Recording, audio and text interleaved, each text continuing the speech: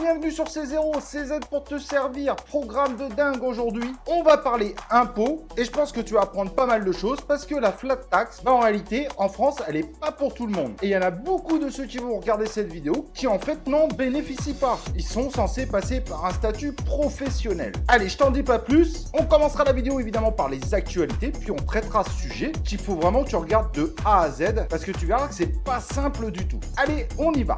Let's go!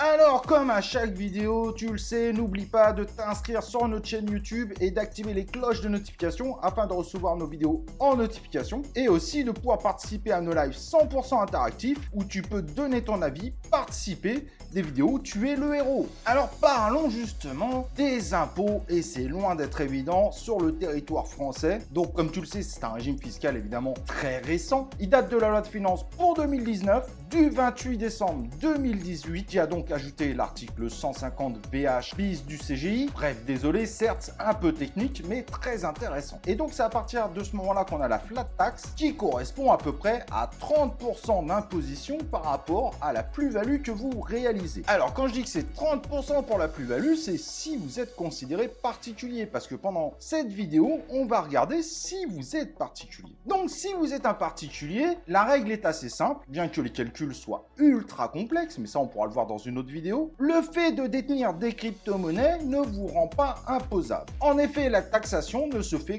qu'au moment où vous passez vos crypto-monnaies en monnaie fiat, soit de l'euro pour les Français par exemple. Bien qu'évidemment, les autres monnaies fiat sont également concernées. Mais ceci évidemment concerne les particuliers. Qui dit particulier dit activité occasionnelle et non activité récurrente. Et c'est là que ça se complique. Donc si vous êtes quelqu'un qui a acheté du Bitcoin par exemple il y a 2 ans de façon très limitée et qui demain décide de le revendre, là le régime de la flat tax vous concerne, donc le régime des particuliers. Mais si vous faites de la crypto-monnaie tous les jours, est-ce que vous bénéficiez de ce régime? Et vous allez voir que si vous ne bénéficiez pas de ce régime, sur le plan fiscal c'est beaucoup moins intéressant. Et justement le problème de savoir si vous bénéficiez du régime particulier ou professionnel, c'est qu'il est très difficile à déterminer. Il y a différents facteurs qui sont pris en compte pour définir le régime dans lequel vous êtes censé être. Le problème, c'est que le curseur est voué à interprétation. Donc si par rapport à cette vidéo, évidemment, vous avez le moindre doute, n'hésitez pas à contacter Crypto Fisca qui pourra vous aider évidemment à déterminer de quel régime vous bénéficiez. Ce sont des spécialistes de la fiscalité crypto-monnaie et avec notre code C010, on vous a remis ça évidemment dans la description, vous avez le droit à 10% de réduction sur l'accompagnement que vous auriez besoin. Voici les critères qu'il faut regarder pour savoir si vous bénéficiez de ce régime particulier. La fréquence des opérations que vous effectuez, le montant des sessions réalisées, le volume des gains que vous réalisez, la complexité des opérations réalisées et les autres revenus de votre foyer fiscal.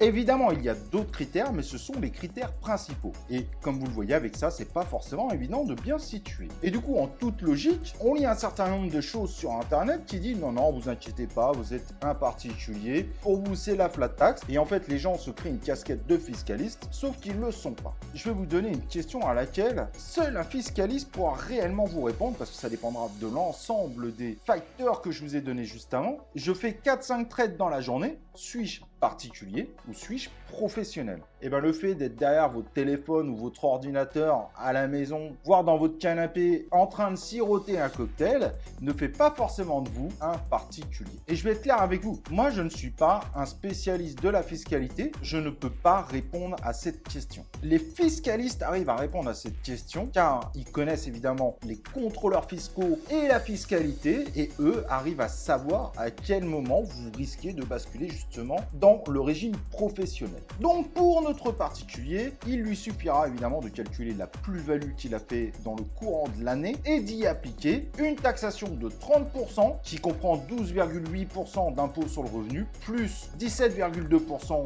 des prélèvements sociaux.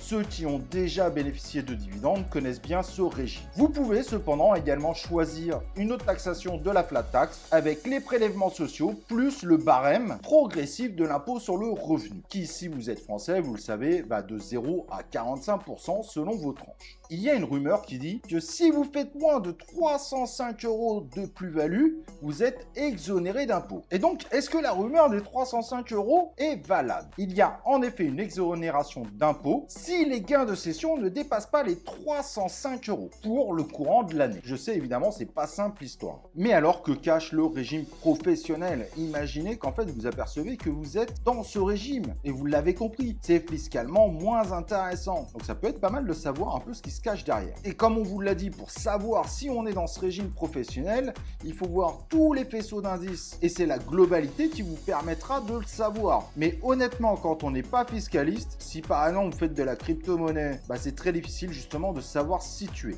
En réalité, la flat tax ne touche pas tant de monde que ça, malheureusement. Et pour savoir justement déterminer si c'est une activité professionnelle ou pas, deux gros critères sont en général analysés. Voir si vous faites de la crypto-monnaie de façon habituelle et continuelle. Et le deuxième critère est complètement fou, savoir si vous faites de la crypto-monnaie pour rechercher du profit. Et pour être transparent avec vous, j'en connais très peu qui ne recherchent pas à faire du profit avec les crypto-monnaies. Donc vous voyez, il est vraiment pas évident de savoir quelle est la limite pour être considéré professionnel ou particulier. La proportion des gains aussi que vous faites en crypto-monnaie va énormément jouer. Si vous avez une activité professionnelle, que ce soit en tant que salarié ou même en tant qu'entrepreneur, et qu'à côté vous gagnez peut-être plus en crypto-monnaie, ça risque d'être compliqué de faire passer ça sous un régime particulier. En effet, cette proportion est également très importante et prise en compte par les inspecteurs des impôts si jamais évidemment vous avez un contrôle dans le futur. Quels outils et quels moyens vous mettez en place pour faire de la crypto-monnaie? Est-ce que vous avez énormément investi? Est-ce que vous y consacrez du temps?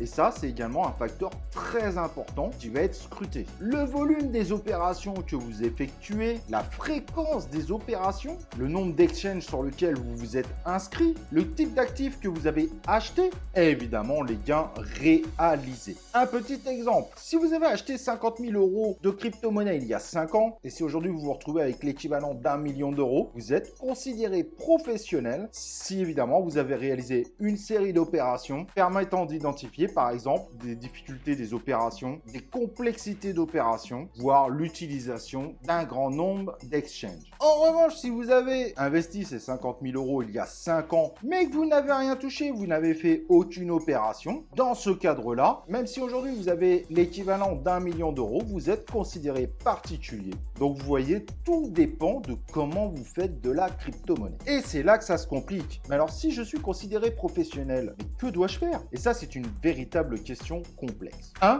Vous devez avoir une entité juridique pour exercer votre activité. C'est évidemment tout simplement obligatoire. Si vous ne respectez pas cette règle et que vous n'avez pas d'entreprise ou de société, vous risquez tout simplement une majoration d'office de 80% de votre imposition pour exercice d'une activité occulte, en gros non déclarée.